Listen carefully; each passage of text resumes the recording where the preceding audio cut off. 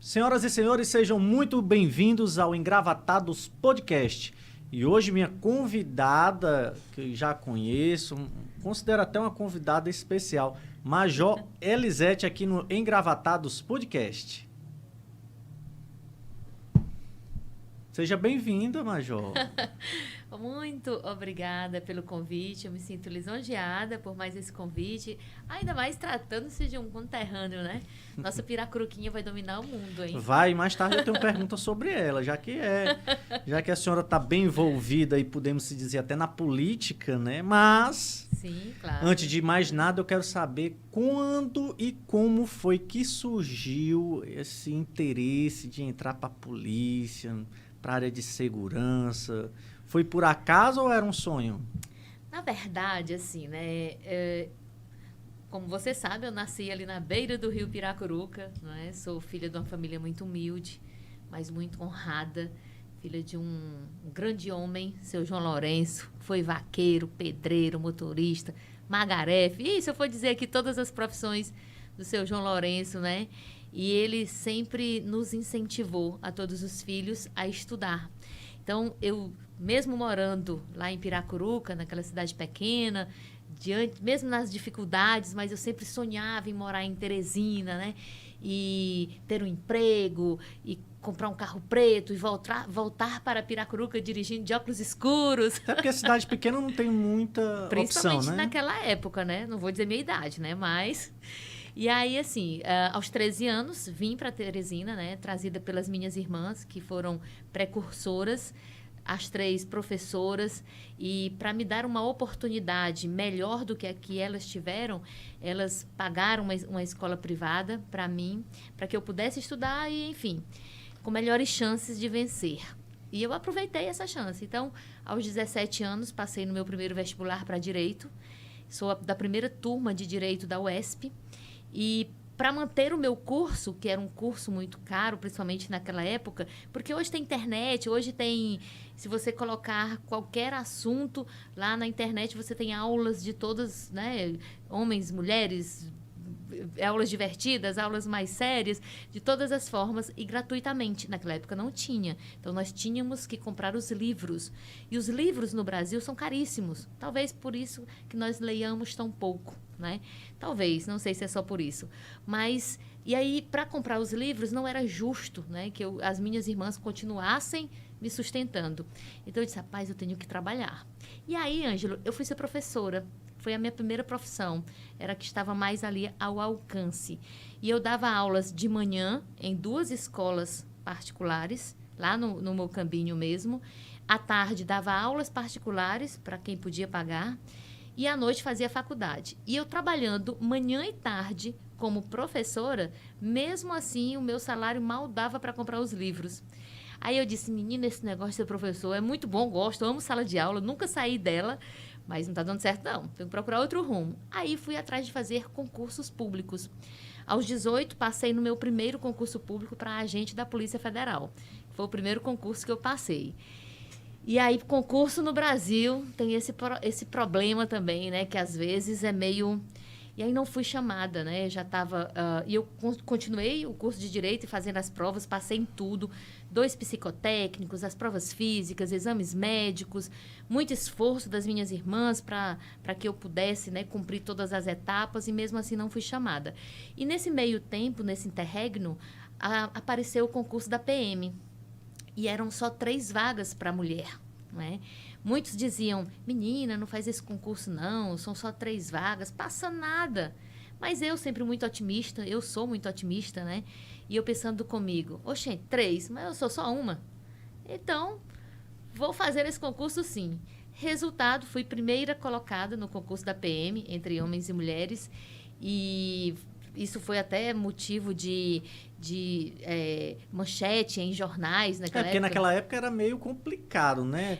A mulher no mercado. E foi o primeiro concurso que teve da Polícia Militar do Estado do Piauí, feito por uma outra organização que não fosse a própria polícia. Porque antes era a própria polícia, fazia aqueles concursos, né, meio duvidosos. E este não, foi feito pela UESP, na época, tipo um vestibular. E talvez isso tenha contribuído para eu passar, né? E foi manchete porque era uma mulher a primeira colocada, né? Então, e aí eu fui fazer o curso de formação de oficiais no estado do Ceará, durante 3 longos anos, morando em um quartel, uma rotina muito diferenciada. E eu saí do mundo acadêmico, né, de uma faculdade para ir para dentro de um quartel. Então, você imagina o choque que eu tive ao chegar, né, naquele ambiente totalmente masculino, praticamente. A senhora se sentiu intimidada no ambiente ou não? Eu me senti diminuída, de uma certa forma, porque o militarismo, principalmente... Olha, eu tenho 23 anos de polícia, então 23 anos atrás ainda era muito mais machista do que hoje, entendeu? Era uma corporação que ainda estava se acostumando a ter mulher nas suas fileiras, né? E muitas vezes eu me sentia assim, pequenininha, parecendo assim uma formiguinha no meio de um monte de elefantes. E assim, aquele receio. Mas aí quando eu pensava em desistir, porque eu pensei em desistir algumas vezes, por conta das dificuldades mesmo. Mas aí eu ligava para minha irmã, para a Valdênia, né, que é minha irmã mais velha, que é uma outra mãe, né? E ela dizia, vem, bichinha, vem pra cá, andar de ônibus lotado, ser professora novamente. Olha, fica aí. E aí eu... Gente, essas dificuldades vão passar, né? E aí continuei, mas era uma rotina muito pesada. Nós acordávamos, Ângelo, às 5 da manhã, ao toque de uma alvorada, numa corneta, era quartel mesmo. Nós tínhamos 20 minutos para a gente fazer ali o asseio corporal, esticar ali a coxa da cama, né? E aí íamos marchando para o rancho, depois faxina no quartel, nós fazíamos faxina, a gente capinava. Quem olha para mim nem diz isso, né? Nessa peleita aí, teve algum momento que pensou em desistir? Não é nem nesse momento assim das instruções, era mais no choque de cultura mesmo, sabe? Você se deparar com um mundo eminentemente masculino, onde o que vale não é as ideias, não é a ideia, não são as ideias. O que vale mesmo são as estrelas, sabe? Às vezes você recebe ordem de alguém que tem 10% do teu conhecimento. Entendeu? Isso é complicado. Então, isso assim, para você dizer sim, Senhor, você sabendo que você tem um conhecimento infinitamente maior, e aí você tem que baixar a cabeça e dizer sim, Senhor, porque isso faz parte, isto é um dos pilares do militarismo, que é a hierarquia e a disciplina. E aí, eu não sabia como lidar com isso, porque eu estava na metade do curso de Direito, né? E eu era a melhor aluna do curso de Direito da UESP. Eu havia ganho uma bolsa para Nebraska, né? Porque naquela época houve um projeto dentro da UESP, e os 2 melhores alunos de cada curso ganhavam essa bolsa para ir para Nebraska, nos Estados Unidos. Eu estava me preparando para ir quando eu passei no concurso. Então, assim, veja qual era o mundo que eu estava, o mundo acadêmico, né? Das ideias. Eu fui presidente do CA, né, de Direito, né? Eu estava lá naquele movimento estudantil já. Como foi conciliar isso aí tudo? Foi muito, mas muito desafiador, né? Mas aí o tempo vai passando e você vai administrando e a gente vai amadurecendo também. Então, tanto é que no início da minha carreira na PM, eu fui muito polêmica. Eu batia ainda hoje, né?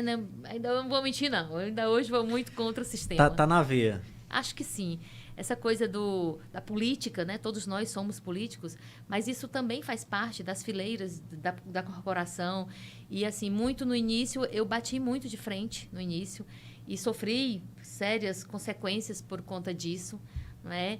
Mas eu considero também que é um mundo maravilhoso, porque lá dentro você tem espaço para tudo dentro da PM, né? E aí eu comecei, quando eu saí da escola, porque a escola é um mundo, né? Aí você sai da escola e aí você vem para a realidade. Aí é outro mundo, aí você é oficial, aí você é o comandante, aí você vai...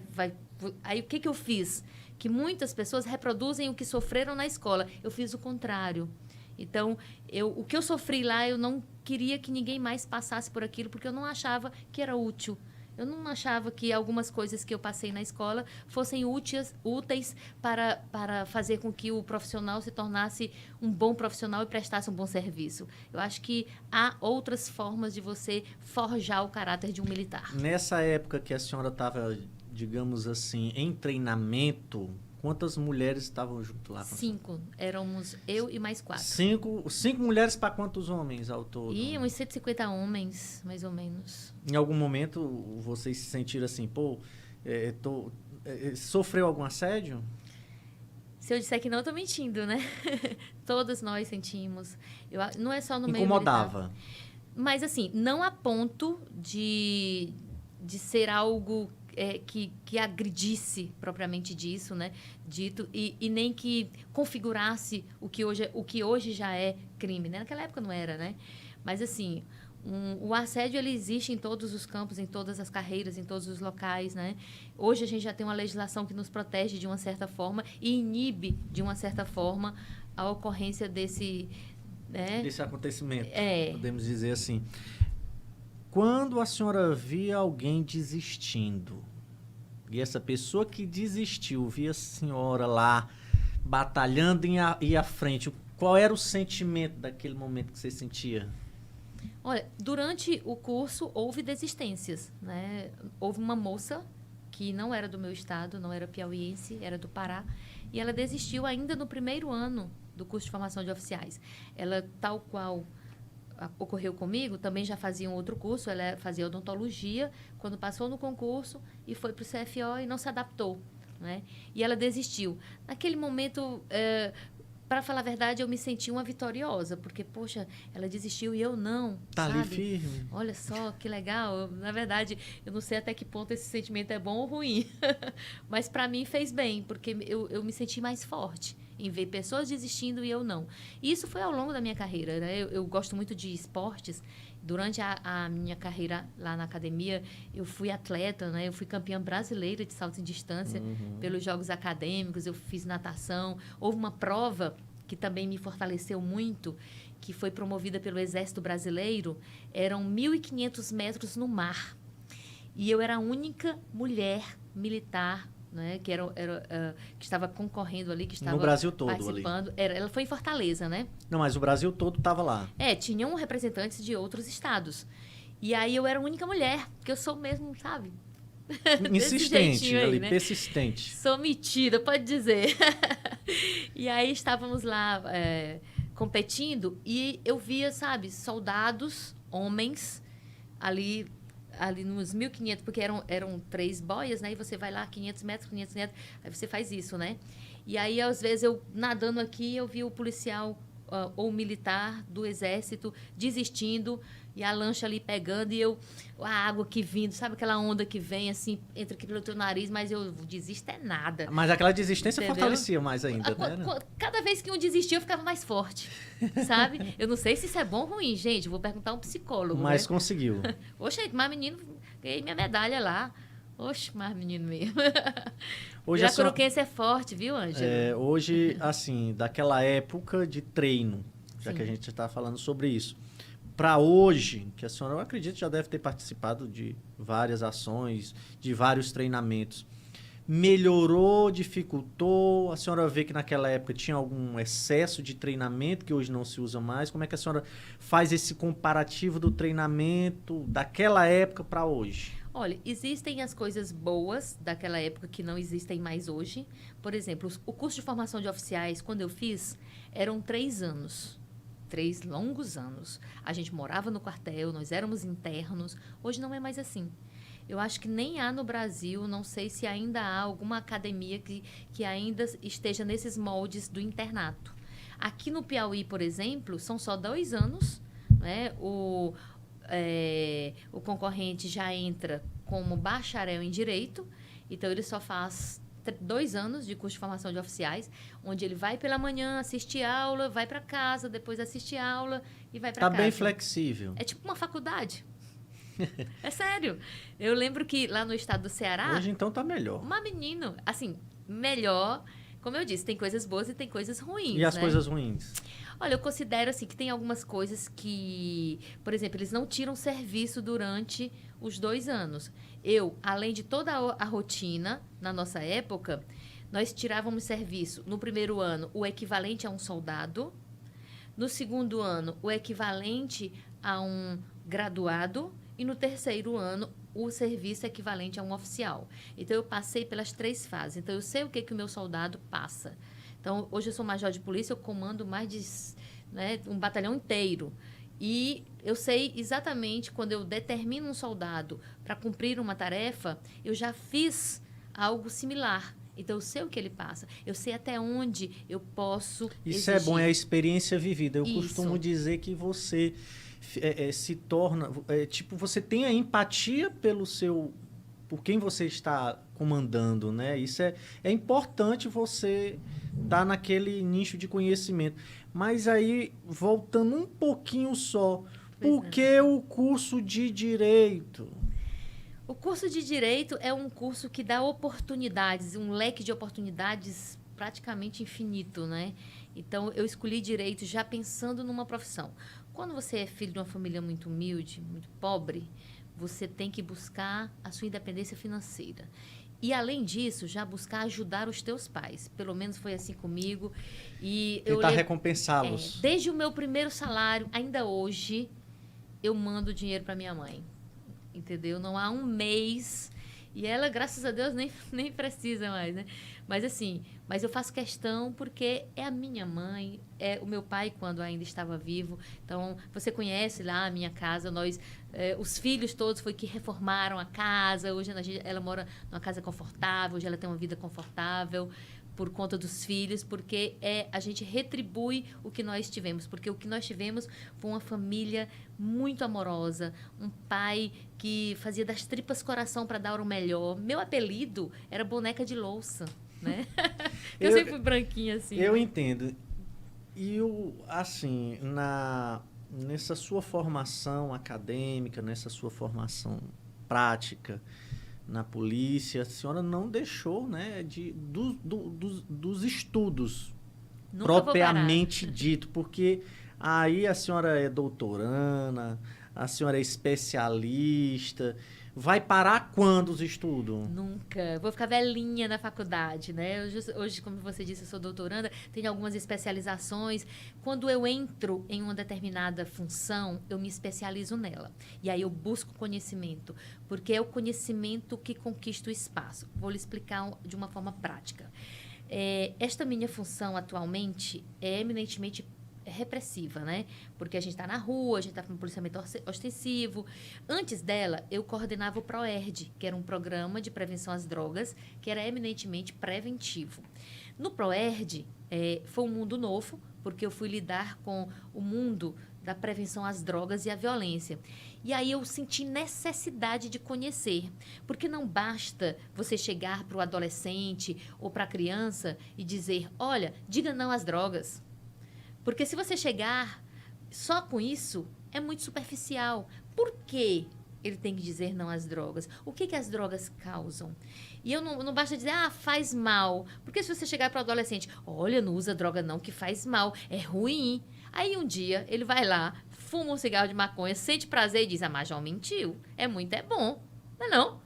Então, eu tenho que ter conhecimentos suficientes para convencer aquele adolescente de que ele não deve usar aquela substância. Para isso, eu fui me especializar. Então, eu fiz uma pós-graduação em nível de especialização na Federal daqui com a Federal da Bahia, em políticas públicas sobre drogas. Então, tudo que eu entro para fazer o melhor, e para isso você tem que ter conhecimento. E eu tento estimular isso para os meus alunos, eu continuo sendo professora, hoje eu sou instrutora em todos os cursos da polícia, de soldado, de cabo, de sargento, de oficiais, eu dou aula em todos os cursos da polícia, dei aula na UESP, né? Tive a honra de ser professora da UESP por 2 anos, como professora substituta de direito.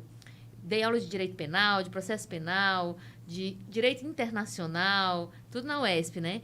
E saí de lá porque eu passei para professor efetivo e na época não me deixaram assumir porque naquela época houve uma procuradora que emitiu um parecer de que eu não podia acumular.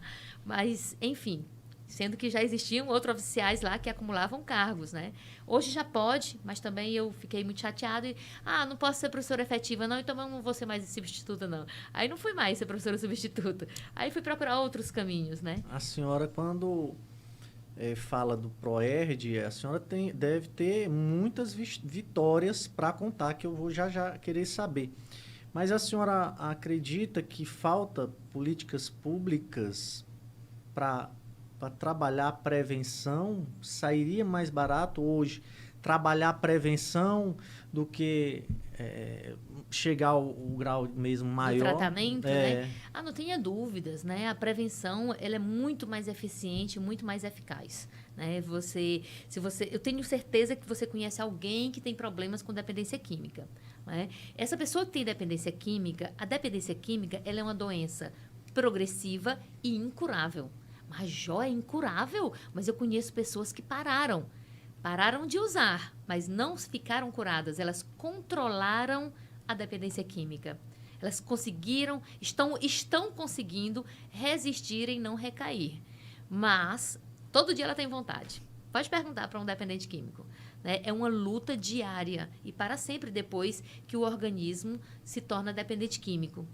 Então, como você vai tratar essa pessoa? E aí a gente parte, por exemplo, o que hoje no Brasil existe de tratamento da dependência química? Existem os CAPS-ADs, que são aqueles órgãos públicos onde há um acompanhamento que não é internação, né? Você vai uma vez por mês, uma vez por semana, 15 dias, dependendo da necessidade. E existem as ONGs, chamadas comunidades terapêuticas, que aí sim há uma internação, mas sempre se houver a conivência da pessoa que está doente, né? Só vai se quiser. Então, lá ninguém não recebe ninguém, é obrigatório. Então, elas fazem um trabalho belíssimo, porque acolhem, e aí a pessoa passa lá 6 meses, algumas delas, as pessoas passam 1 ano lá dentro, né, internos, com toda aquela sistemática deles. Mas o que acontece? É muito caro, porque em nível de município, aqui em Teresina, a prefeitura, eu não sei hoje com esse novo governo, mas a prefeitura pagava, até o governo passado, a prefeitura pagava R$800 por interno nessas comunidades terapêuticas. O Estado, R$1.000. Por mês. Por mês, para cada interno. E, em nível federal, R$1.200. Então, imagine aí, R$1.200 todo mês, durante 6 meses. E ele, às vezes, sai, na semana seguinte ele recai. Por quê? Porque é incurável. Entendeu? Eu não conheço hoje nenhum que não tenha recaído 1, 2, 3, 4 vezes, até porque a recaída faz parte do processo de tratamento, né? A gente aprende isso, né? Mas é muito caro você tratar. E nem tem cura, não tem remedinho para consertar o teu organismo que se tornou dependente químico. Então a senhora não acredita assim numa cura 100% não? Cura não, eu acredito num controle. E não sou eu que acredito, eu acredito na ciência.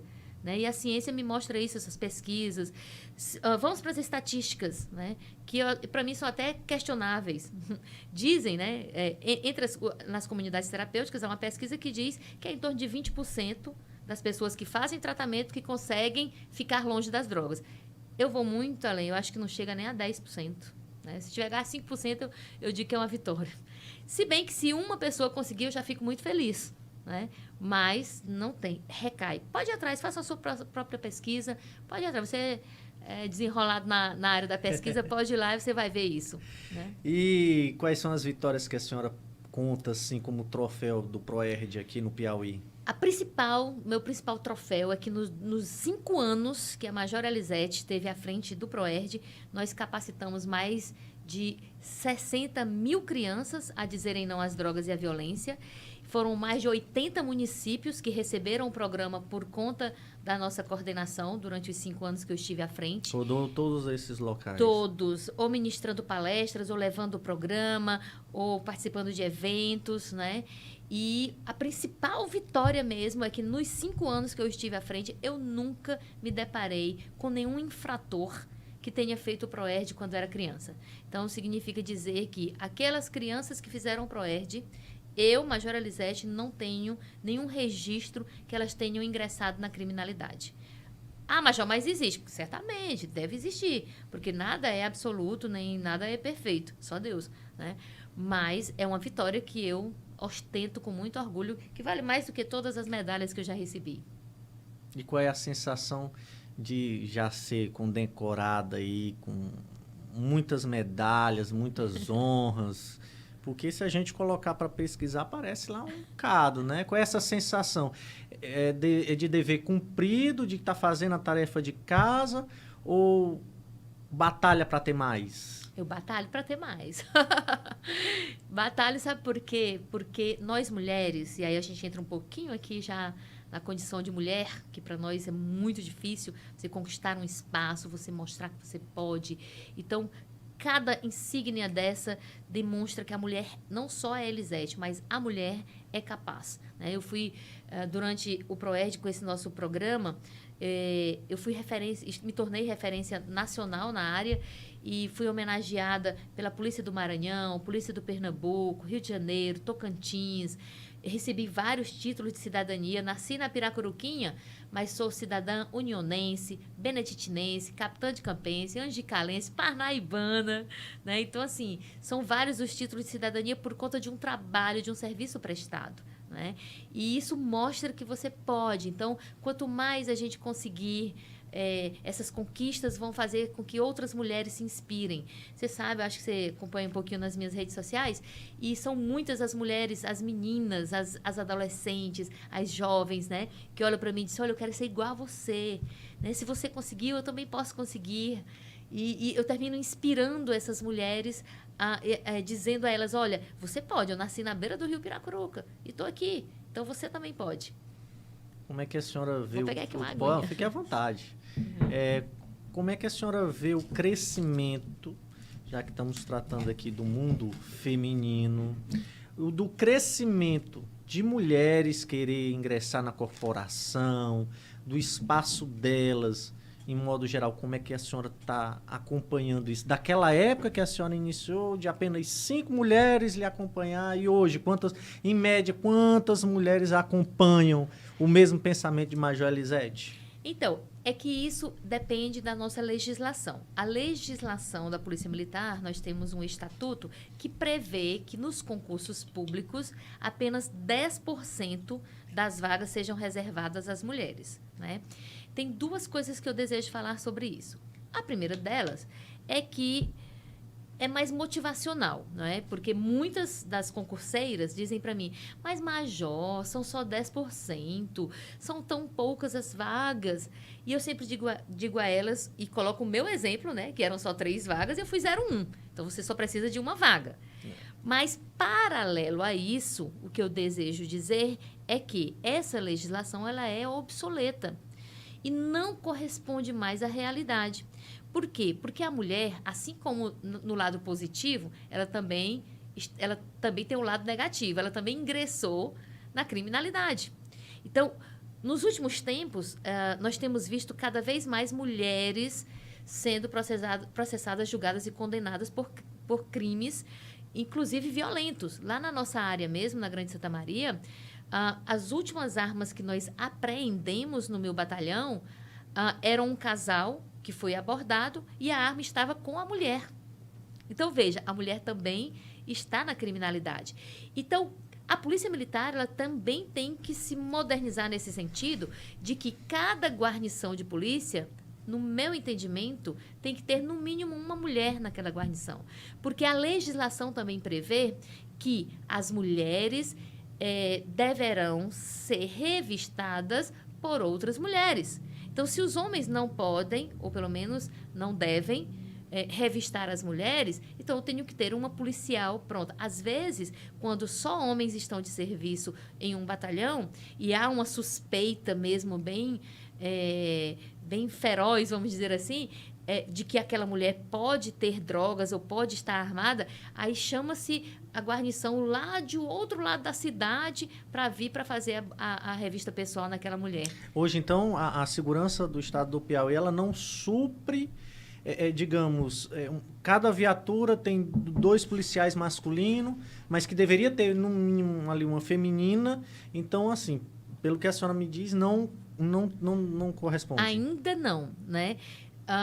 Está longe desse sonho que a Major Elisete tem. Quem sabe quando eu for comandante-geral, né, não?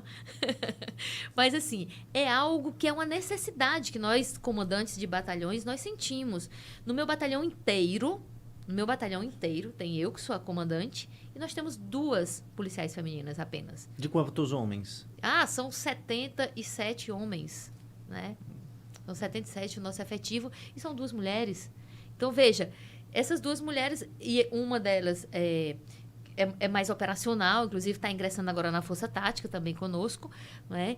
Mas, assim, nós precisamos alertar o poder público da necessidade que nós temos dessa abertura. Agora, também não quero paridade, né? Agora eu vou falar algo que eu sempre conto nas minhas palestras, né? Você sabe por quê? E eu digo isso para a plateia, e a plateia sempre... Então, você sabe por quê que eles limitam as vagas para as mulheres? Você tem ideia disso? Rapaz, eu vou ser Chute aí, sincero. por quê? Eu vou responder. No meu entendimento... Seria machista? Machismo. Não, no meu entendimento é porque se liberasse geral, só ia ter mulher na polícia. Só as mulheres iam passar. Mas aí também a senhora já... Brincadeira. Não leva demais. Mas assim... Mas você sabia que há algumas, se eu não me engano, a Guarda Municipal, eu não me lembro qual é a cidade, mas fizeram isso, não limitaram as vagas e hoje há mais mulheres do que homens. Olha, eu tiro meu concurso, a minha nota foi maior do que a de todos os homens. Né? É claro que não estou generalizando, mas assim, tem que limitar. No meu entendimento, agora falando bem sério. Por quê? Porque a Polícia Militar, a principal função é prevenir que o crime aconteça através da ostensividade. Ou seja, a presença da polícia, em tese, vai impedir que a criminalidade ocorra naquele local. Em tese, né? Tá. Em não sendo possível a polícia estar presente, o crime vai ocorrer. E aí, a Polícia Militar vai agir repressivamente. Nós vamos tentar localizar e prender aquele suspeito, não é? Para levá-lo para o sistema judiciário, Polícia Civil e sistema judiciário tomarem de conta. Perfeito. Então, como nossa segunda função é a repressão, e nós só podemos prender, imobilizar e conduzir, eu preciso ter força, concorda? E fisicamente, é óbvio que a estatura física do homem é muito maior do que a nossa, na maioria das vezes, né? Então, eu tenho... mas você tem uma pistola. Mas a lei não me permite usar a pistola toda hora, né? Só eventualmente para defesa própria ou de outrem, né? Quando a vida estiver em risco. Mas eu não posso sair atirando para todo lado. Então, eu tenho que ter força suficiente para imobilizar aquele infrator e levá-lo para a central de flagrantes. Então, se eu preciso de força, é óbvio que eu não posso ter só mulheres, né? Seria a proporção de quantas mulheres para um? Eu defendo 30%, que é geralmente a composição da viatura, são 3. Geralmente, o ideal seriam 4, mas praticamente nenhuma polícia do Brasil a senhora teria, desculpa me interromper, a senhora teria como me dizer o porquê que seria 4? Porque seria... sim, por conta exatamente que como nós temos que usar a força para conter, imobilizar e conduzir, uma das pessoas que estão naquela viatura é o motorista. Qual é a principal função do motorista? Ele vai cuidar da viatura. Então, numa ocorrência, ela tem que cuidar da viatura. Já ocorreu isso. Eram só 2, aí os 2 desceram para atender a ocorrência, e aí o infrator pegou a viatura e, um outro infrator, né? Pegou a viatura e levou a viatura. Então, veja, o motorista vai ficar na viatura, cuidando da viatura e, eventualmente, fazendo uma cobertura. Os outros 3 é porque, como eu disse, a gente tem sempre que agir em maioria, e essa maioria é em força, em número. Então, o ideal seriam 3 para a segurança dos próprios policiais, porque um fica fazendo a cobertura, o outro vai fazer a revista, né? O outro que está coordenando já vai ficar atento aos arredores para ver se não existem outros infratores que venham, em tese, né, para intervir naquela ação policial. Então, quanto mais nós tivermos dentro da viatura, melhor, tanto para os policiais quanto para a população. Essa é a grande defesa que a gente tem. Mas nenhuma polícia do Brasil hoje tem todas as viaturas com 4 homens, né? A não ser as forças especiais. Você não vê o BOP com 2 homens. Você não vê o BOP nem com 3 homens. Você só vê com 4 no mínimo, né? O ideal para eles é até mais. Serão 2 viaturas até, entendeu? Por conta dessa condição que a gente tem sempre que agir em maioria. Tá? Então, dentro do policiamento rotineiro e normal, nós teríamos uma mulher e 2 homens. Não? 30% do efetivo, mais ou menos, eu reservaria até 30% para as mulheres nos concursos, né? E aí a gente ia ter um mínimo de mulheres para compor uma viatura e fazer um serviço bem adequado. E como é que é comandar um batalhão, pode-se dizer assim? Eu sempre costumo dizer que é desafiador, né? Quando eu assumi o 13º Batalhão, muita gente ficou, nossa, mas ela era só do Proed, que é dancinha, ia lidar com crianças, eram só coisas positivas, e agora ela vai comandar uma tropa, como será que vai ser? Muita gente não imaginou que eu faria o trabalho que eu estou fazendo hoje. Imaginaram mais que eu seria uma comandante de gabinete, de só mandar. E aí eu lembro que a primeira formatura que eu fiz com a tropa, e eu coloquei a tropa em forma e fui fazer a minha pré-eleção, me apresentar, e eu notava alguns narizes torcidos, sabe? Alguns policiais meio assim, o que essa lourinha tá fazendo aqui, né? Essa menina aí e tal, toda, né, de cílios postiços, de cabelinho feitinho. Porque sempre foi vaidosa, né? E sou. E aí assim, o que essa menina tá fazendo aqui, né? Principalmente os mais operacionais. Eu notei aquele... Mas aí, o que aconteceu?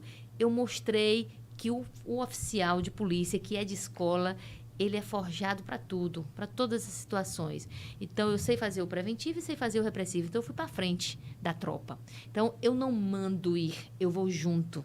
Né? Você vê que eu saio daqui, eu já estou indo para a operação na Grande Santa Maria. Toda sexta, sábado, domingo, a gente está fazendo operações e a Major Elisete está lá na frente. Se tem uma blitz, a Major Elisete está lá na frente, junto com os policiais, igual o soldado em pé no sol quente, né? Estou lá junto com eles, ombreada, né? E aí, quando o comandante vai para a guerra, se ele tiver a fidelidade da tropa, porque ele está junto da tropa, aí, meu amigo, fica tudo mais fácil. E o comandado, ele sente isso. E eu lembro que no início houve um oficial que chegou para mim e disse assim, olha, Elisete, você vai ter dificuldades, porque a tropa está comandada por uma mulher. Hoje eu sou a única mulher no Piauí comandando um batalhão. Né? Mas eu tenho esse histórico Causa de ser ciúmes? Eu acredito que sim, né? Eu acho que sim. Mas, assim, eu tenho esse histórico de ser a primeira, sabe? Eu sou atrevida. Fui a primeira mulher da Polícia Militar do Piauí a comandar a tropa no 7 de setembro, assim que eu fui promovida a major. De capitão para major, a gente faz todos os oficiais têm que fazer um curso, que é uma especialização, e eu concorri com 40 capitães, inclusive de outras polícias. De novo, eu fui 01, né? E são várias as disciplinas, armamento e tiro, tem a parte física, tem, óbvio, né, a parte intelectual. De novo, eu fui 01. Né? E, assim, sempre que eu me sinto desafiada, eu me fortaleço. Aí é que eu vou para cima mesmo. Entendeu? Por isso que eu disse, Piracuruca que me aguarde. Gente, para quem não sabe, Santa Maria da Codipe é uma região, é um bairro, um setor de Piracuruca, de Teresina. Até você não falou Piracuruca, eu peguei sim, Piracuruca. Sim. Uhum. E me diga uma coisa, a senhora já se sentiu em algum momento, mesmo sendo ali a primeira, já se sentiu impotente por não conseguir alcançar aquilo ali? Porque, claro, nem só de vitórias vivem o ser humano, né? Qual foi essa experiência? Qual foi esse... Foi na política. Na política eu me senti derrotada. Mas aí, qual foi a lição que eu tirei disso? É porque, às vezes, não depende só de você. Porque eu tenho plena convicção de que eu era a melhor candidata, eu tinha as melhores propostas, eu sei do meu potencial, mas não dependia só disso, dependia do eleitor. E quando depende do outro, aí você não pode ter certeza da vitória. E eu tinha uma certeza dentro de mim, porque eu tinha todas as ferramentas, mas eu não atentei para o detalhe do eleitor. E o eleitor ainda não estava preparado, talvez ainda não esteja, pode ser que esteja daqui a algum tempo, para a renovação que eu tanto sonho, porque eu sou sonhadora, né? E assim... Faltou reconhecimento, podemos dizer assim? Eu não acredito que tenha sido reconhecimento, não, porque muitos que não votaram na época chegaram para mim e disseram, você era a melhor, mas eu precisava de tal coisa, eu precisava do emprego. Então, o poder financeiro fala mais alto. É determinante, isso aí é fato. Não tem como negar. Você sabe, você está na política também. Você é um analista político e é um político também. Todos nós somos políticos, mas você é um político ainda mais atuante. E você sabe disso, assim, é fator determinante. E eu não estava preparada para isso. Porque eu vinha assim vamos dizer assim, numa rotina individual que só dependia de mim, entendeu? Eventualmente da família e principalmente de Deus, mas não precisava do outro, né? Como você precisa de um eleitor na política. Então, eu não esperava que o eleitor ainda... Eu estava naquele sonho, não, mas mudou. Não, a cabeça do pessoal, eu caminho, eu vejo, as pessoas chegam. Serviços prestados. Entendeu? Não só a questão do serviço prestado, mas eu sei do potencial que eu tenho, do que eu poderia fazer, da parlamentar que eu poderia ter sido, né? Do quanto eu poderia ter representado bem a minha gente, o meu estado, né? A minha cidade, o meu país. E aí, de repente, não depende só disso, né? Mas Teresina é grande para lutar na política, né? Tá, Teresina é grande, mas assim, tem muitas deficiências aqui na... Eu ainda estou me reportando a 2018 ainda, né? Que Piauí é enorme, né? Nós temos países que são menores do que o estado do Piauí. São 224 municípios. Mas para você ver o tanto que eu considero que eu fui reconhecida, porque eu tive votos em 214 municípios. Né? Então, fui votada quase no Piauí todo, de Cristalândia a Ilha Grande. Teve municípios que eu só tive um voto, mas estava lá, alguém conhecia a Major. Né? E conhecia o trabalho, porque foi só pelo trabalho. Não comprei um único voto. Quem pode dizer isso? Que teve quase 26 mil votos e não comprou um único voto. Eu desafio. Claro que os caras não vão dizer, mas no íntimo eles sabem, né? Então, assim, não é à toa que eu terminei conquistando um espaço. Na última eleição também foi muito difícil, foi ainda mais desafiador do que em 2018, porque eu tive menos apoio ainda, partidário, de tudo, né? Então, assim, tem o chamado fogo amigo, né, na política, que você vai na frente pedindo votos só mesmo no convencimento e o cara vem atrás comprando os teus votos, por várias razões.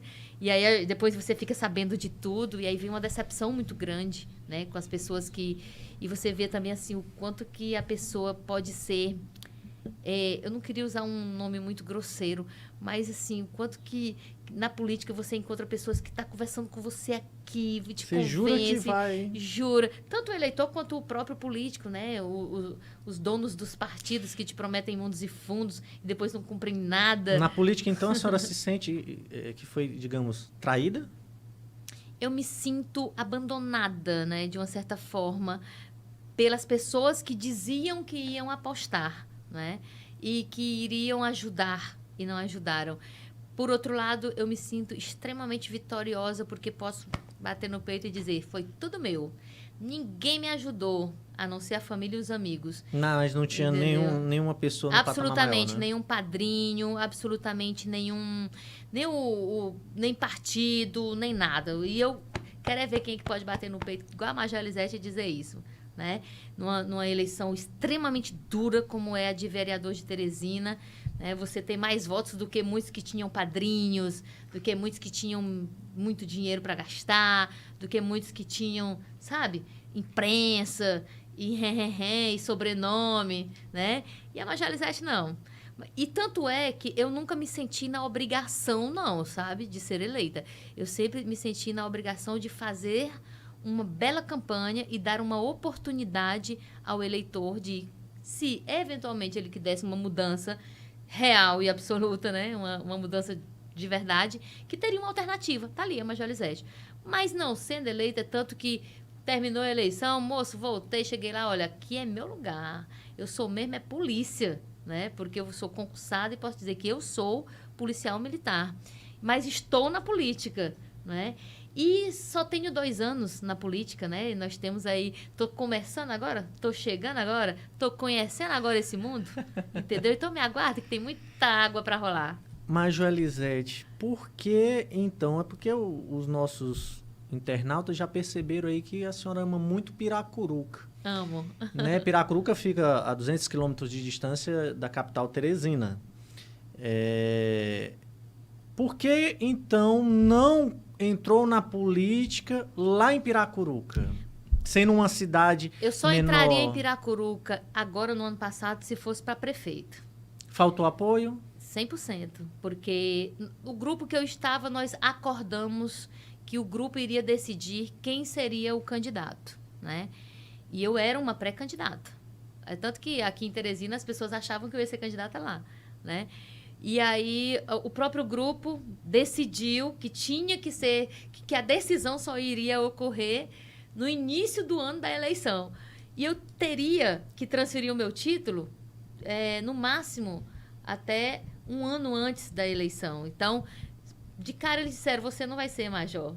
E como eu jamais brigaria com um grupo, porque eu sou uma pessoa extremamente fiel à minha palavra. E eu dei a minha palavra que ia ficar com o grupo, independente de qualquer coisa. Independentemente do cabeça de chapa. Independente. Se fosse fulano, beltrano, cicrano, a major Elisete ia pedir voto do mesmo jeito, como fiz. Lógico que fiquei... Poxa, mas então vocês não deixaram nem eu competir entre os pré-candidatos. Já foram logo dizendo, só vamos decidir. Não, tudo bem. Porque eu sou muito tranquila, Ângelo. Eu sei que tudo tem seu tempo. Então, de repente, não era a minha hora, né, de ser candidata lá na Piracuruquinha. E, assim, eu falo com muito carinho, porque eu sou muito apaixonada pela minha cidade, né? E, assim, mas um dia eu vou ser prefeita lá, entendeu? Não tenho a menor dúvida.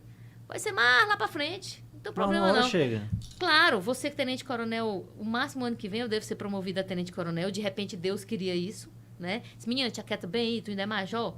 Vai primeiro ser tenente-coronel, depois, né? Depois coronel e tal. Porque um dia, eu sonho um dia ser prefeita para estar lá ali na pracinha de Nossa Senhora do Carmo, cuidando das plantas junto com o jardineiro ali da praça, né? O pessoal ali que faz a limpeza. Eu vou estar lá, velhinha, lá, cuidando das rosas ali de Nossa Senhora. Sendo prefeita. Claro, por que não? Porque eu já vou ser coronel aposentada. Eu lhe digo isso porque lá não tem o tal jardineiro. Mas, enfim. Não tem. A sua política, então, ela é diferente, né? Ah, completamente. O bom de você ter uma carreira, de você ter um nome, de você ter serviço prestado, é que você tem uma consciência tranquila, que você pode fazer a diferença e que você não está entrando, porque hoje, graças a Deus, eu tenho uma família extremamente sólida, né? Eu sou casada com um coronel do Maranhão, que eu até brinco, é ele que paga minhas contas, né? Porque o Maranhão paga melhor do que o Piauí. A senhora acha que, já que tocando nesse assunto de o financeiro, né, de pagamento, a senhora acredita o porquê que o Piauí fica atrás do Maranhão? É falta de valorização? Eu não sei te dizer, sabe? Porque o Maranhão, de fato, a polícia paga melhor, a educação paga melhor, mas também tem muitas deficiências no Maranhão que nós não temos no Piauí. Tipo? Por exemplo, se você for... Eu não sei se é porque eu vou muito ao Maranhão, né? Porque meu esposo é maranhense, mas eu noto uma pobreza maior. Embora tenha o serviço público um pouco mais valorizado, mas a qualidade de vida do maranhense, na minha percepção, é mais ruim do que a do piauiense. Eu vejo mais casebres, eu vejo mais pobreza lá do que aqui. Não sei por qual razão, ainda não parei para estudar sobre isso, mas eu percebo isso, né? Uma pobreza da população maior. O que é melhor é pontual, né? Como diz, o salário da polícia. E aí vai, talvez, né, dos governos terem as suas prioridades, né? De repente, a prioridade do estado do Piauí é diferente, né, da do estado do Maranhão, mas pelo menos isso. Em relação à polícia militar, por mais que nosso salário seja menor do que a do estado do Maranhão, mas é maior do que a de São Paulo, para você ter uma ideia, né? Então, a polícia militar do Piauí não está entre os piores salários do Brasil, está ali entre os 10 maiores, por incrível que pareça, né? Às vezes é porque a gente fica ali no nosso mundinho e aí não percebe o que está ao derredor. É claro que eu quero ganhar mais, quem não quer ganhar mais? Né? Mas eu também sou consciente e acho que você nunca me viu batendo na tecla, que a polícia paga mal. Não. Eu sou extremamente consciente das potencialidades. E dentro do estado do Piauí, eu não considero que o meu salário é ruim, né? Para a realidade piauiense. Eu não considero. Eu considero um salário razoável, que me dá uma... Não sei se é porque eu sou extremamente organizada, meu marido também é extremamente organizado, e eu só tenho uma filha, né, que hoje já faz faculdade, e que o pai dela também, né, é oficial da polícia. Então, assim, eu sou extremamente organizada financeiramente, então eu tenho uma vida confortável, eu moro bem, eu vivo razoavelmente bem. Eu não sou extravagante mesmo, então... Não é extravagante, entre aspas. é Você vaidosa, sou vaidosa. né? Que aí eu vou entrar no âmbito das redes sociais, porque sempre tá com Impecável, a né? face impecável. Mas se eu disser a você... Sai caro manter Eu ia a dizer pose. eu ia dizer isso. Todo mundo diz, Major, nossa, vocês são da maquiagem, deve ser muito caro. Os produtos que eu uso são extremamente baratos, né? Qual é o grande X da questão? É você encontrar um produto que seja bom para tua pele. Eita, que eu já tô aqui toda mulherzinha agora, ó. Então, por exemplo, eu gosto muito das coisas da Ruby Rose, né? Que é a Ruby Rose, né? Que quem é mulher sabe o que eu tô dizendo. É uma marca extremamente barata e os produtos são maravilhosos. O meu iluminador é da Ruby Rose, né? O meu batom é da Ruby Rose, né? Os cílios postiços eu compro pela internet, então eu compro muito em quantidade, então sai bem baratinho. Então, eu sou extremamente... eu pesquiso muito, né? Eu gosto muito. E realmente eu gosto de andar bem vestida, eu gosto de andar bem maquiada, mesmo de farda. Minha farda é impecável.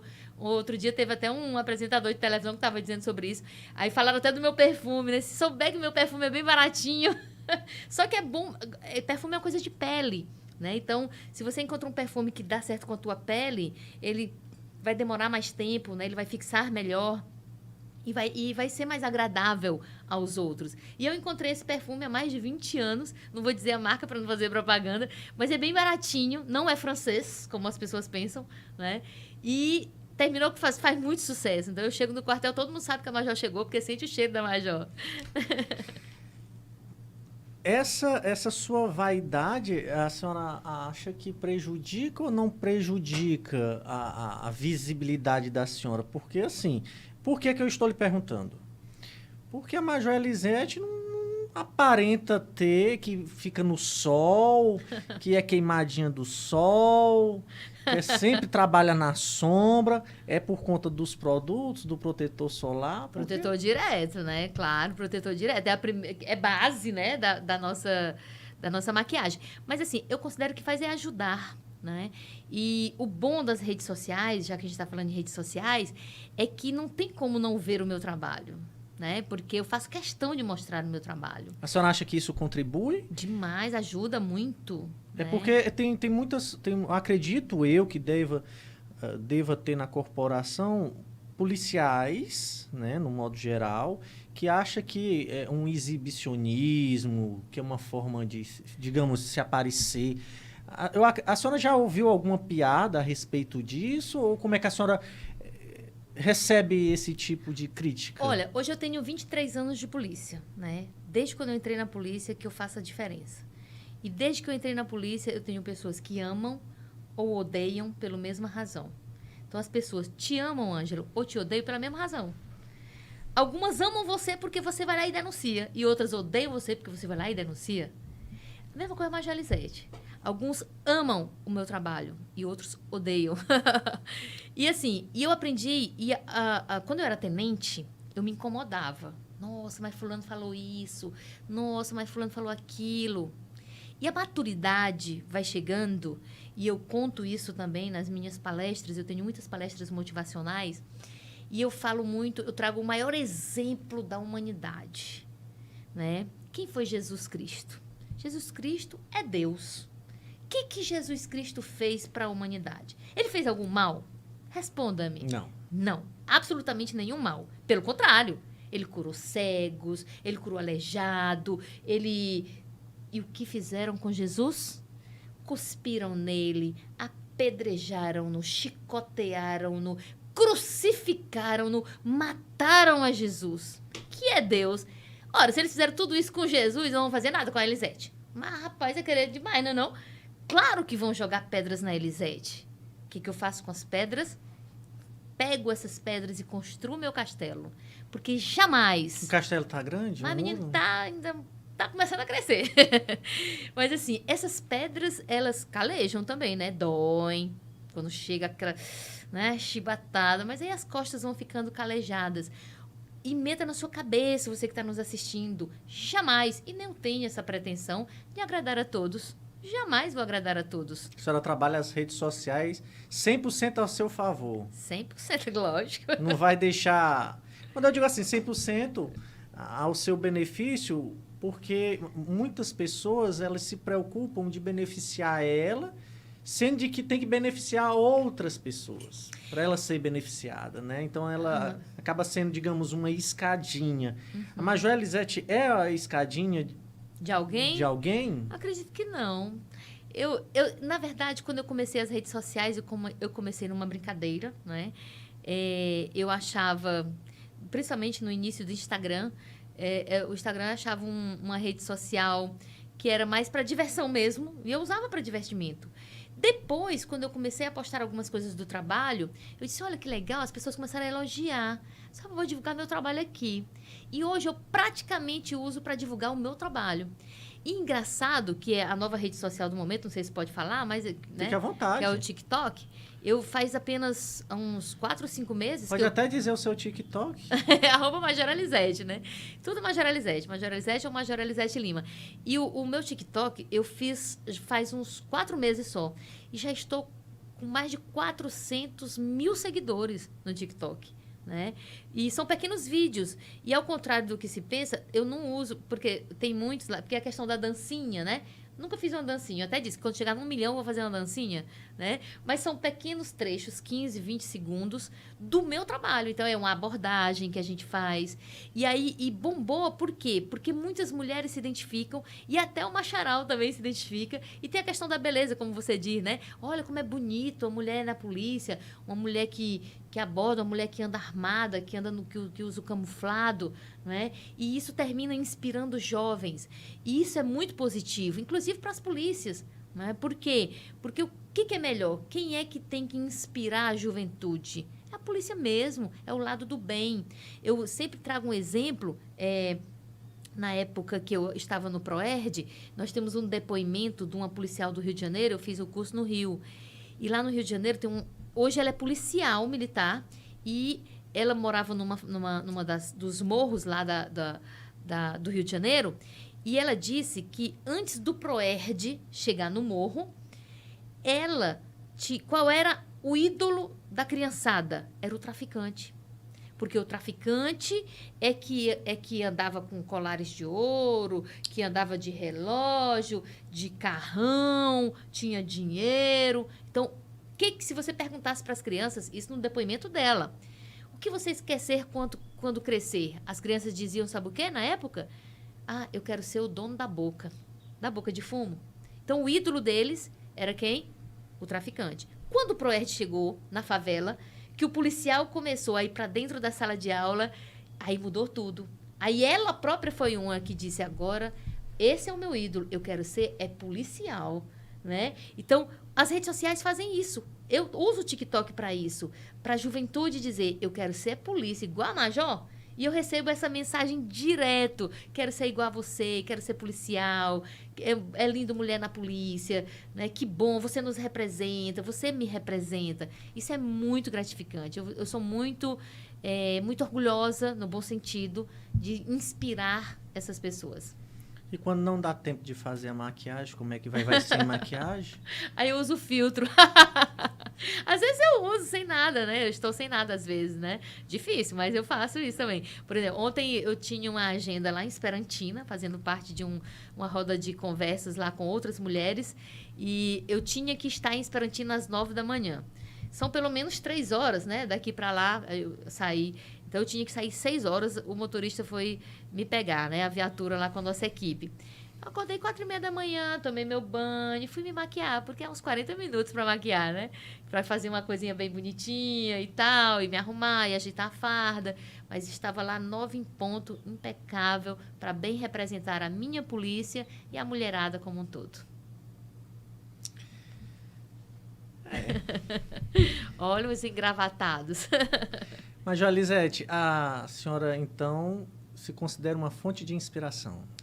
Eu trabalho para isso, para ser inspiração, né? Ser o espelho dessa juventude. Eu gosto dessa possibilidade de inspirar positivamente a juventude. Eu acredito que eu alcance, algumas pessoas eu alcance sim. Né? E na política, como é que a senhora pretende conciliar, né, a política da polícia? Olha, a política é um capítulo da minha vida que está só começando, né? Eu considero que está só começando. Eu ainda não aprendi a fazer política realmente, porque eu só vou considerar que eu aprendi no dia que eu vencer. Né? O deputado Fábio Abreu, agora em julho, né, disse até que estava formando aí uma chapa e estava contando aí com a senhora. Como foi que sucedeu isso? Foi pelo empenho, pelo resultado que a senhora teve, por mais que não foi eleita, mas foi pela expressão que a senhora teve na eleição passada? Ou é porque... Olha, o deputado Fábio Abreu, que é um amigo de farda, é um irmão de farda, né? Porque ele foi capitão da ativa na polícia, hoje é capitão da reserva, continua militar, porque ele ainda é apaixonado pela polícia. E nós fomos concorrentes em 2018, e eu disse isso a ele, que na época eu decidi me candidatar, porque na época ele não estava no local onde eu achava que ele deveria ter ficado, que era lá em Brasília, né? Porque eu acho que é uma honra muito grande você ser eleito e representar o seu povo. Então, na época, quando eu olhei para todos e disse, olha, não tem ninguém fazendo o que eu gostaria de fazer, então eu vou lá e vou me candidatar. Então, a gente foi concorrente. Mas nós nunca fomos inimigos e nós nunca deixamos de nos respeitar, né? E quando terminou a eleição agora do ano passado, eu já estava pensando em nem me candidatar, né? Eu disse, rapaz, eu já estou lá no batalhão, reavivou o meu sonho, né, de ser comandante-geral, de ser a primeira mulher a comandar a PM do Piauí, que não é impossível, está na mão de Deus, Deus é que sabe o que vai fazer. E aí, eu estava já pensando seriamente, rapaz, eu acho que eu vou ficar por aqui mesmo, não sei se eu vou entrar. Só que o grupo que você está, a família já se apaixonou pela política também, e aí todo mundo não é negativo. E as pessoas que votaram em você, né, que apostam em você, que chega para você e diz, não, você não vai desistir. Por que vai desistir? Que é isso? Essa palavra nunca existiu no seu dicionário, por que vai existir agora?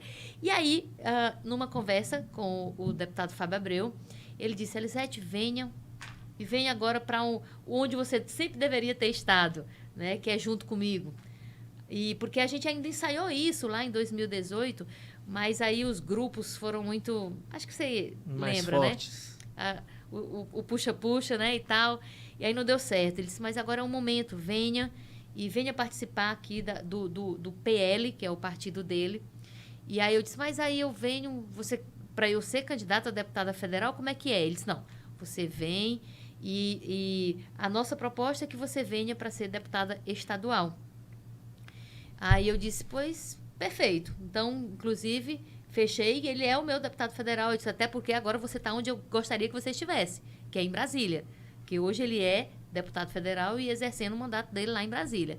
Que é a oportunidade, por exemplo, de eu soprar no ouvido o que eu acho que lá tem que ser dito, né? De usar aquela tribuna e ele me dá essa oportunidade de sugerir. Ser o seu porta-voz.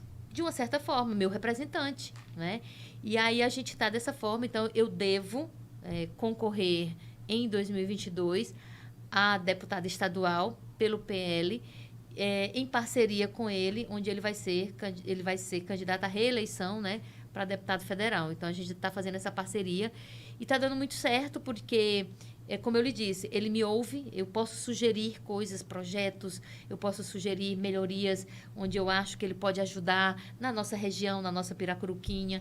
Então, em breve, a gente vai ter algumas coisinhas, né, levadas pelo deputado Fábio Abreu para lá, porque eu quero levar o melhor para a minha cidade, para os meus conterrâneos, onde eu nasci, né? Como eu disse, eu tenho uma paixão pela minha terra. Meu umbigo está enterrado lá, meu amigo.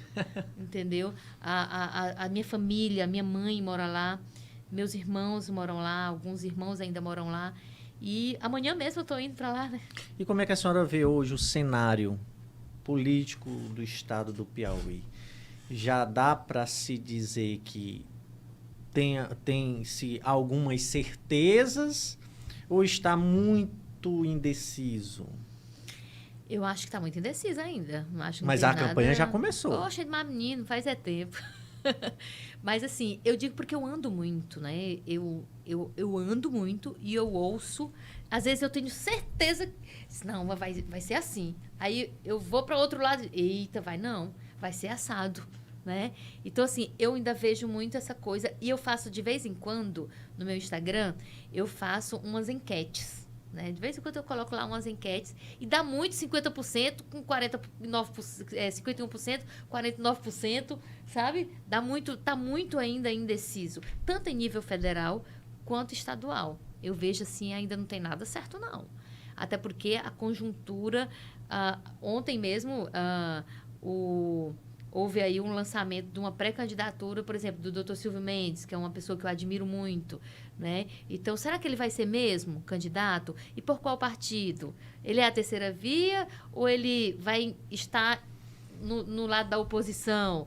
Então, ainda tem muito isso. Então, vai depender muito das chapas que serão formadas. Eu considero isso, né? E a Major Elisete já tem o preferido ou ainda está A Major Elisete só tem o deputado federal Fábio Abreu e a Major Elisete, que é pré-candidata a deputada estadual, porque a gente vamos ver como as coisas vão se formar daqui para frente. Como vão né? fluir. Isso. Major, há uma pergunta de praxe que eu estou fazendo, porque querendo ou não querendo, é um diferencial que o estado do Piauí está tendo, que foi ter, acredito eu, que eu não me recordo, uma pessoa, um político piauiense, num cargo, num ministério bem requisitado, que poderia ser qualquer outra pessoa.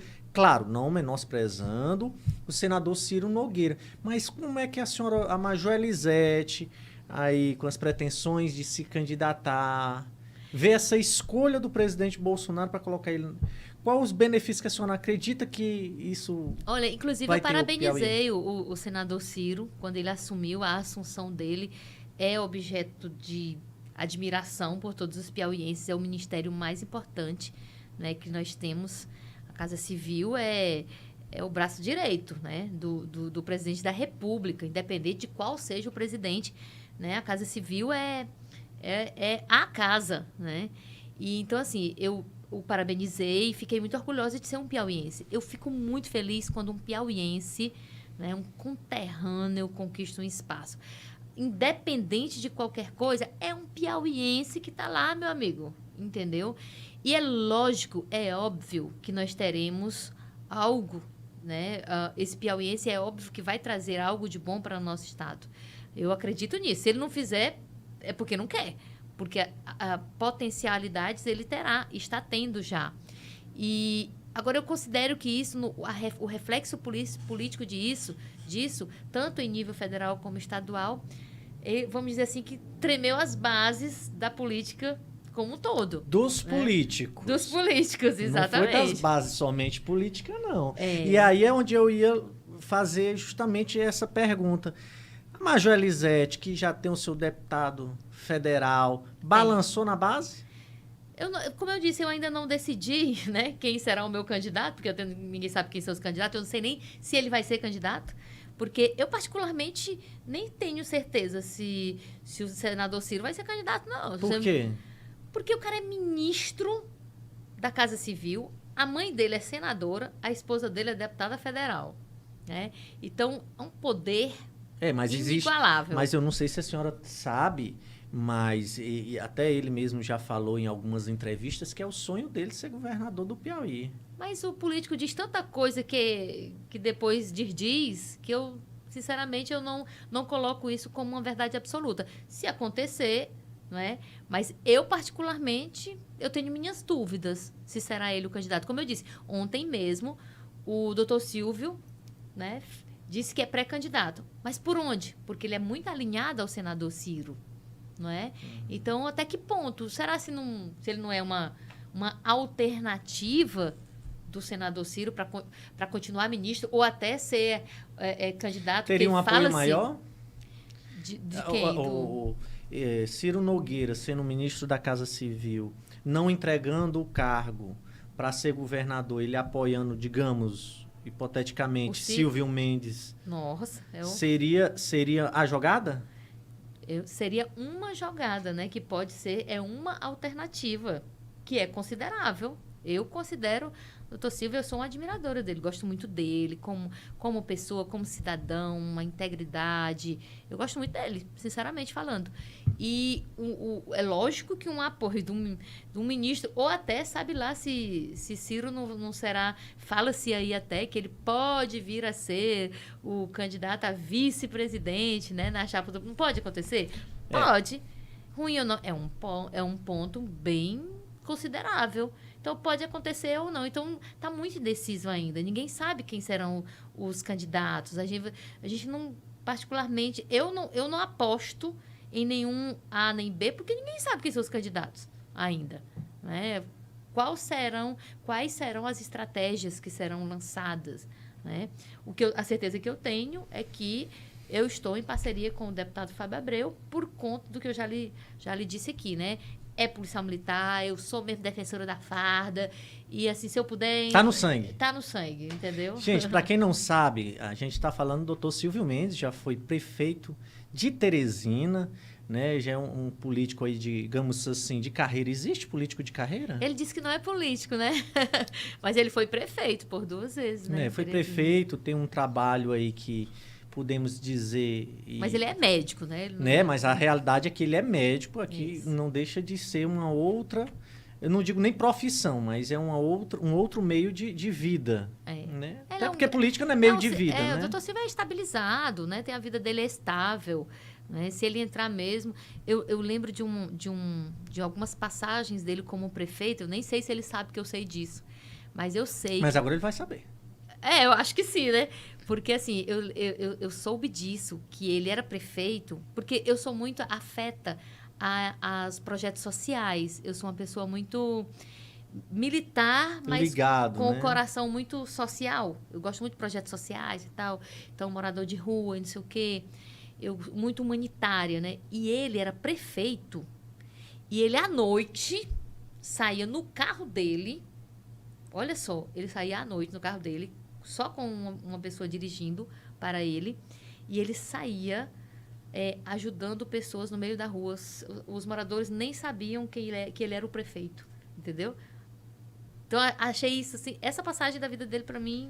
A senhora pretende copiar essa passagem da vida dele na sua vida? É que eu não gosto de falar, mas eu já faço muitas coisinhas que o povo não sabe. Copiando o doutor Silvio Mendes. Também, né? A gente tem que copiar o que é bom, né? Como faço coisas, por exemplo. Eu copiei uma coisa, por exemplo, do governador Wellington Dias. Eu copiei, ele nem sabe que eu faço isso, mas, por exemplo, não só eu, mas meus familiares. Meu aniversário, acho que você não lembra aí de eu fazer uma festa de aniversário. Geralmente eu comemoro em uma ONG, ou então o Wellington Dias faz isso todos os anos. O aniversário dele, todo ano, ele escolhe, eu achei isso fantástico. Aí ele escolhe uma ONG e aí pede doações como presentes para aquela ONG. Isso é fantástico, no meu entendimento. Porque ele já tem tudo mesmo, né? Vai ganhar presente para quê? Vai dar para quem precisa. E graças a Deus, como eu disse também, eu como o que eu quero, eu visto o que eu quero. Então, o cara vai me dar o quê? Não, eu já tenho minhas maquiagens, não precisa me dar, não. Me dê outra coisa que eu vou doar para quem precisa. Né? Então, aí a gente faz algumas coisinhas. Quando a senhora recebe uma maquiagem de presente, como é que a senhora faz? A senhora doa maquiagem também ou usa? Ou depende da maquiagem? Porque tem aquelas maquiagens mais caras, né? É porque assim, ó, eu sou fiel até o que como. Então, assim, as minhas comidas, você vai rir disso. Mas, assim, as minhas comidas são as mesmas. Antes da pandemia, que a gente ia para restaurantes, e o meu esposo é do mesmo jeito. E a minha filha terminou copiando. Porque deu certo. Aí a gente vai para o mesmo restaurante, a gente senta na mesma mesa. Quem está nos assistindo dos restaurantes que a gente frequenta sabe disso. A gente faz o mesmo pedido. O garçom já sabe. O garçom geralmente é o mesmo, se não tivesse saído. Mas o garçom já é a mesma coisa, né? Mesma coisa, entendeu? Então, assim, a gente é muito fiel. Eu sou muito fiel aos meus gostos. Então, eventualmente, eu até uso. Claro que eu não vou dizer, olha, eu não quero esse presente porque eu não uso. Eu uso e tudo, mas eu continuo fiel àquelas coisinhas, né? Os perfumes, como se diz. Eu tenho lá aquele baratinho que eu gosto. Aí eu ganho os outros. Lá uma vez eu passo lá aquele que eu ganhei e tudo. Mas no meu dia a dia eu gosto daquelas coisas que me acompanham há muito tempo. Eu sou fiel até o que como. Não tem aquele ditado? Pois é, eu sou bem assim. Mas, Joelisete, nem tudo é flores, nem tudo é sorriso. Não. Qual é Também não precisa citar nome, mas existe algum político que a senhora vê que não é, assim, uma boa pessoa, que a senhora não gosta aqui no Piauí? Existe um político que me decepcionou mais do que todos os outros. Mas eu não vou dizer o nome. Que eu Mas não pode falo pro dizer Chico. o que foi que aconteceu também, ou entrega ele pelo que fez? Eu acho que entrega. Mas eu me decepcionei demais porque eu apostava muito na pessoa como ser humano. E a pessoa se revelou extremamente... A política revela a pessoa, então. Eu não sei, acho que o poder revela, né? Acho que o poder corrompe aquelas pessoas que são fracas de caráter. Não são todas, mas se você não tiver o teu caráter muito sólido, né, você termina se corrompendo. E muita gente dizia para eu não entrar na política por conta disso. Eu disse, mas eu sei quem eu sou. Eu sei. A senhora não tem medo de se corromper, não? Não tenho medo, porque eu sei de onde eu vim. Eu sei o que eu passei para chegar até aqui. E meu pai dizia que o nome da gente é igual um copo de leite. Se cair uma gota de café, não é mais leite. Ah, mas Jó, então você nunca errou? Errar é uma coisa. Agora você... Permanecer no erro é outro. É outro. E outra, a questão, você pode errar de várias formas, né? E pode ser um erro que você não quis dar causa a ele. Então, é lógico que eu cometi alguns erros e é óbvio que eu tenho que corrigi-los. E eu tenho feito isso ao longo da vida. Mas eu procuro nunca mais... É tanto que quando eu cometi alguns erros... e não foi proposital, eu tentei corrigi-los e saí imediatamente daquela linha, porque aquilo não é meu. Mas esse né? erro que esse político cometeu, teve como ele reverter? Ele sabia que podia reverter ou ele não reverteu por causa que o poder falou? Nem vai reverter. Eu acho que nem vai reverter por conta dos interesses que são muito grandes. Eu pratico muita gratidão, Ângelo. Olha, se você fizer isso aqui por mim, eu jamais esquecerei. Tem um policial que trabalha comigo há mais de 10 anos, né? E ele dá testemunho por onde ele vai em relação a isso, que eu sou uma pessoa extremamente grata, né? Então, a pessoa que faz algo por mim, eu sempre procuro retribuir. E cedo ou tarde eu consigo retribuir, isso é fato. E Deus é tão bom para mim que me dá essas oportunidades. Eu sou uma pessoa extremamente consciente de que eu preciso retribuir o que me fazem de bem. Entendeu?